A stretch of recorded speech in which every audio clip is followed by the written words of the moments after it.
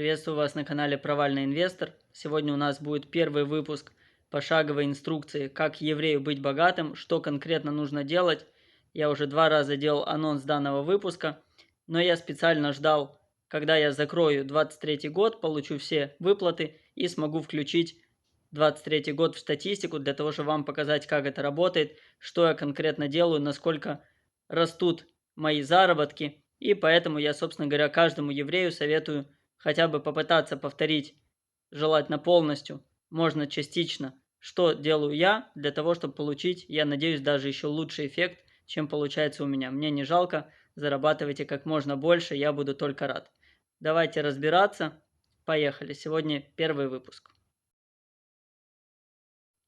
Итак, начну я с фразы одного известного миллиардера, который говорил так: если у вас нет денег, надо начинать бизнес. Если у вас нет денег совсем, надо начинать бизнес прямо сейчас. Почему я привел слова этого миллиардера? Это то же самое касается евреев. Если у вас нет денег, вам надо срочно начинать отделять маасер. Если у вас совсем нет денег, то начинайте отделять уже сегодня. И у вас все станет совсем по-другому. Теперь давайте разбираться, что такое маасер, как это работает, моя предыстория и, собственно говоря, какие результаты у меня на текущий момент. Что же такое маасер? Маасер – это, в русском есть подходящее слово десятина. У нас это или 10%, или 20%, больше 20% нельзя. И это часть дохода, которую один еврей отделяет в пользу другого еврея, у которого, к сожалению, на текущий момент не все в порядке с заработком. Можно охарактеризовать его как бедный.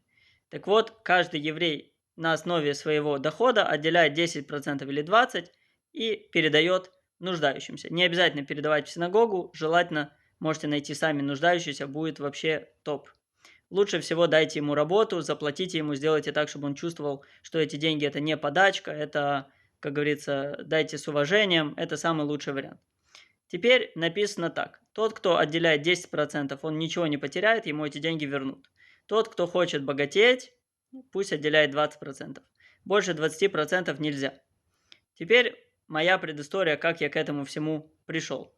Как я и говорил, я жил как Ванька, ничего не делал, хотел быть не евреем. В общем, все меня устраивало, кроме того, что я получаю совсем мало денег.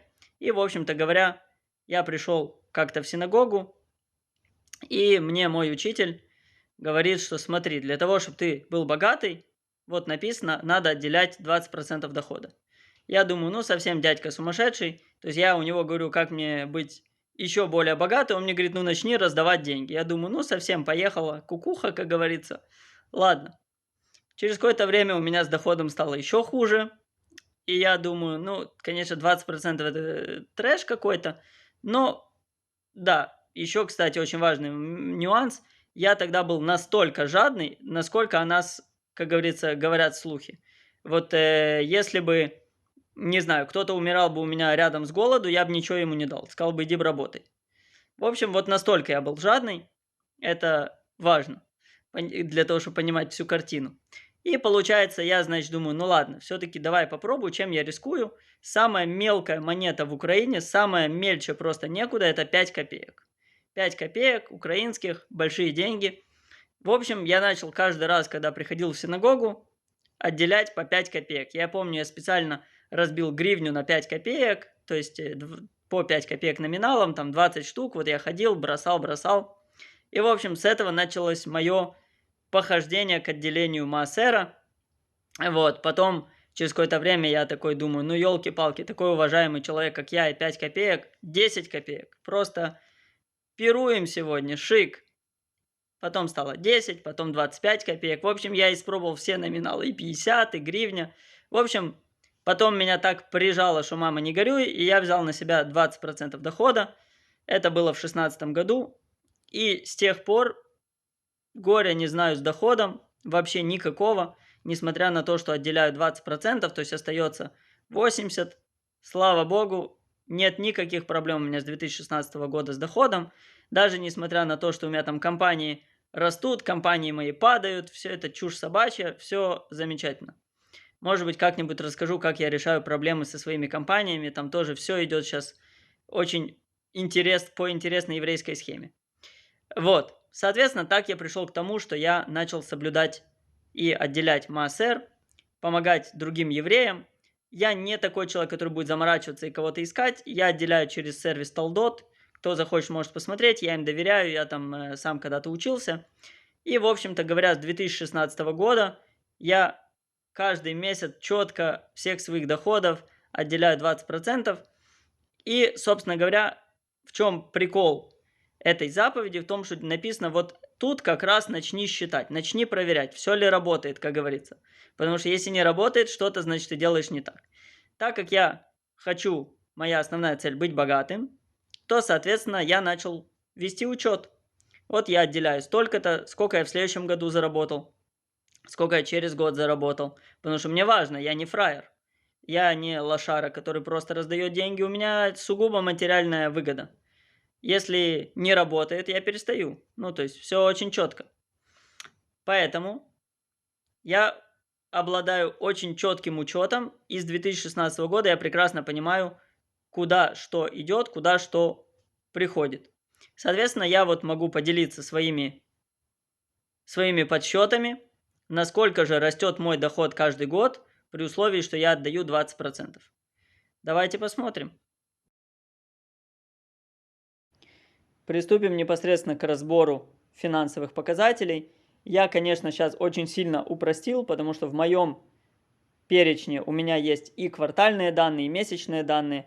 Я думаю, что просто не очень этично и не имеет смысла указывать конкретно, сколько я зарабатываю. Я думаю, что для большинства это будет достаточно неплохо. Но в любом случае, я думаю, что это абсолютно не важно. Во-первых, зачем кого-то дразнить. Во-вторых, у нас по Торе считается не очень хорошо рассказывать, сколько тебе, как говорится, дается. Это дается тебе, а не кому-то. Поэтому я очень сильно упростил эту модель. И, опять же, кто считает, что я там что-то где-то приукрасил, это его личное дело, но надо учитывать две вещи. Первое, что это видео только для евреев, и, соответственно, я руководствуюсь, когда рассказываю что-то, именно еврейским кодексом, а, соответственно, есть проблема обманывать еврея, и есть проблема вводить в заблуждение. Это надо учитывать. Я еврей, который живет по законам Торы, поэтому я вряд ли бы это делал. И второе, у меня нет цели что-то с этого заработать, соответственно, у меня нет никакого мотива. Это надо тоже учитывать. Но опять же, я никого не пытаюсь уговорить, это мой путь. Я делаю, как считаю нужным, получаю какие-то результаты. Кто хочет, повторяет, кто не хочет, не повторяет. Итак, поехали. Значит, я в 2013 году плюс-минус начал регулярно зарабатывать. До этого у меня были такие нерегулярные доходы, и поэтому мой учет собственных доходов начался с 2013 года. И вот 13, 14, 15 я работал на украинскую компанию, зарабатывал там какие-то деньги. Я думаю, что в принципе, если бы я и дальше продолжал бы идти по этому пути, я бы не сильно больше бы сейчас зарабатывал, особенно в долларах, потому что в Украине сейчас с точки зрения зарплат в долларах все очень печально, как по мне. И поэтому, в общем, в 2015 году я считаю этот период с 13 по 15 как базовый, потому что где-то в конце 15 я начал отделять МАСР, и, соответственно, я могу на основании базового периода уже что-то считать. Тот, кто считает, что проблема именно в том, что я был в начале карьеры, то, как я и говорил, у меня зарплата была далеко не маленькая. Не хочу сказать сколько, чтобы вы не смогли посчитать, сколько сейчас, но моя зарплата была очень-очень немаленькая. По украинским меркам сейчас, я думаю, что столько далеко не каждый имеет. В общем, и, соответственно, в конце 15 я начинаю отделять МАСР, и в 16 моя жизнь уже начинает очень сильно меняться. Во-первых, я бросаю учебу на кандидата экономических наук, переезжаю в Израиль, начинаю там учиться в ешиве другой уже, более серьезной. И, соответственно, мои доходы, они начинают совсем кардинально меняться. Потому что, понятное дело, что в Израиле зарабатывают не столько, сколько в Украине. Хотя, опять же, я там не работал, я получал стипендию, но в любом случае. Почему я сгруппировал по разным периодам? Потому что тот, кто занимается бизнесом, или тот, кто просто ходит на работу, он понимает, что у разных периодов жизни, у года к году не одинаковая зарплата. Поэтому надо высчитывать среднее по каким-то периодам жизни. Вот есть у тебя период, когда ты там наемный работник. Это одна средняя. Есть период, когда ты бизнесмен. Это вторая средняя, образно. Так, чтобы было понятно. Поэтому с 16 по 18 год это период, когда я искал себя, можно так сказать. Я пытался понять, чем я хотел бы заняться. Я на тот момент очень много путешествовал по разным странам, искал себе какие-то, чем бы мне заняться, какие-то идеи. В общем, у меня весь 16-17 год прошли в таких поездках, и только к концу 18-го я прихожу к тому, что я хотел бы быть бизнесменом и открываю инвестиционную компанию. Об этом есть видео. И, соответственно, в конце 18 года, по-моему, где-то в октябре, я становлюсь владельцем инвестиционной компании в Украине. Теперь, если посчитать, взять среднее, насколько выросла моя зарплата за все эти 3 года, то получается на 38, даже больше, чем 38%, я начинаю зарабатывать больше.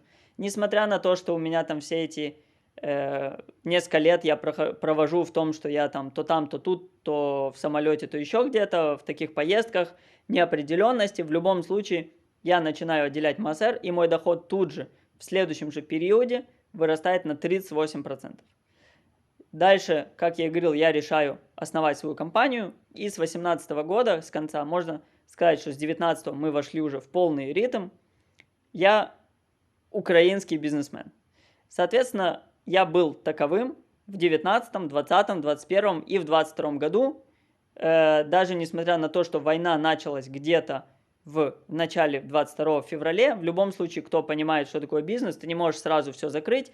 В общем, мы, можно сказать, весь 22 год занимались тем, что, ну, во-первых, я находился в Украине до декабря 22 года, и я занимался тем, что я разруливал разные бизнес-процессы, как, где, что можно забрать деньги и так далее. В общем, поэтому весь 22 год у меня также ушел на бизнес. И вот к концу, по-моему, тоже вот где-то к октябрю мы такие нашли взаимопонимание почти со всеми проектами, которые у нас были. Мы такие все это позакрывали, где-то что-то забрали, где-то что-то отжали. В общем, бизнес-процессы стандартные.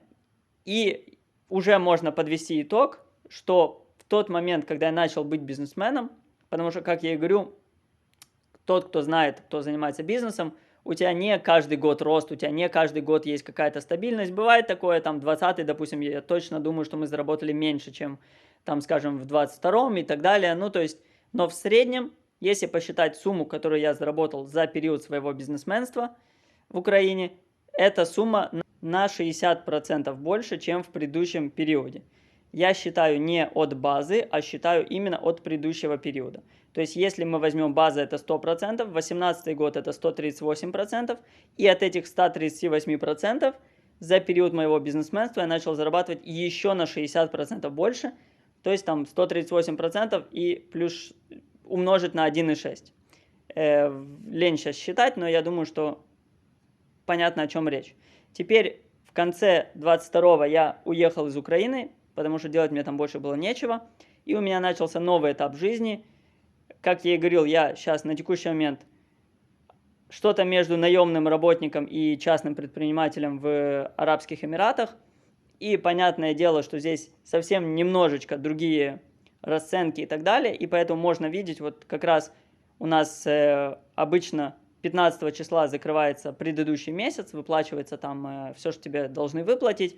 И можно посмотреть, что в 2023 году, вот как раз недавно я закрыл 2023 год, то есть месяц декабрь, все, что должны были там зачислить и перевести. И получилось, что по отношению уже к 2022 году и ко всему предыдущему периоду мы выросли еще на 343%.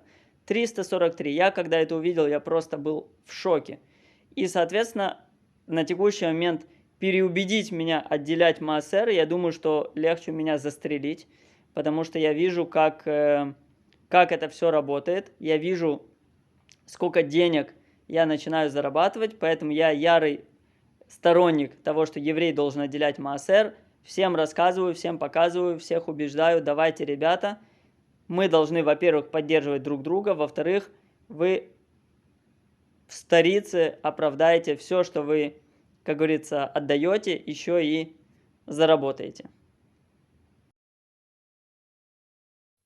Вот такие вот промежуточные результаты. Почему промежуточные? Потому что я надеюсь, что я только в начале пути и смогу потом похвастаться еще большим результатом.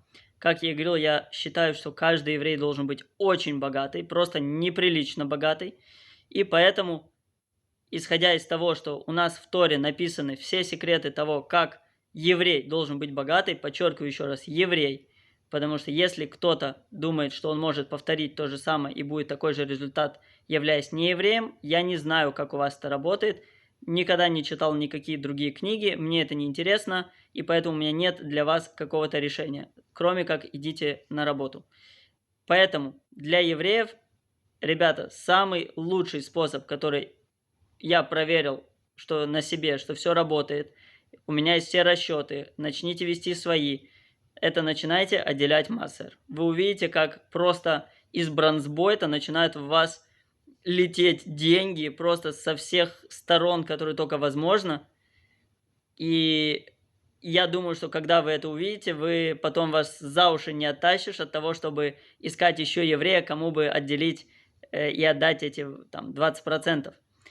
Хотя, как я и говорю, я пошел по более легкому пути, я перевожу через Толдот, там 600 семей, которым обычно ежемесячно что-то требуется, какие-то там новые семьи добавляются, я надеюсь, что кто-то выходит из этого положения.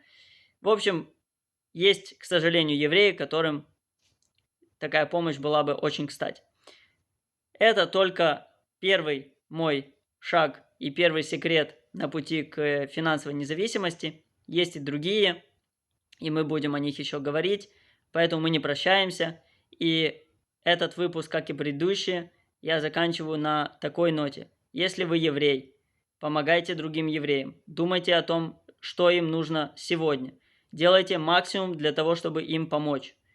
Есть еда, дайте еду. Есть кров, дайте возможность переночевать. Есть одежда, дайте одежду. Сделайте все необходимое, чтобы другой еврей почувствовал себя на капельку лучше. И тогда у вас будут и деньги, и здоровье, и благословение во всем, что вы делаете, у вас и у всего народа Израиля. Амен ве амен села.